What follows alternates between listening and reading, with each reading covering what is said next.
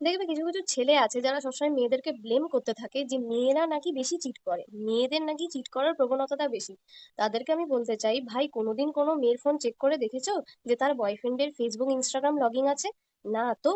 কিন্তু ছেলেদের phone check করে দেখবে, বেশিরভাগ ছেলের ফোনে তার গার্লফ্রেন্ডের ফেসবুক ইনস্টাগ্রাম সব লগইন থাকে।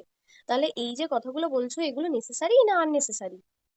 আমি বেশি না, জাস্ট একটা মেয়ে দেখতে চাইছি যার কাছে তার বয়ফ্রেন্ডের ফেসবুক ইনস্টাগ্রাম বা যে কোনো কিছু লগ ইন আছে। জাস্ট একটা মেয়ে দেখাও, বেশি না।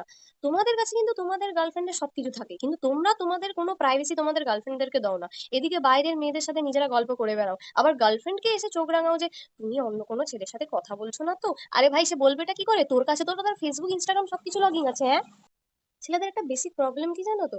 এরা নিজের কোনো দোষ দেখতে পায় না, কিন্তু গার্লফ্রেন্ডের দোষ বা যে কোনো মেয়ের দোষ খুব ভরে ভরে দেখতে পায়। এটাই এদের একটা বেসিক প্রবলেম। নিজে কি দোষ করেছে সেটা দেখতে পায় না, দেখার চেষ্টাও করে না, প্রয়োজনও মনে করে না।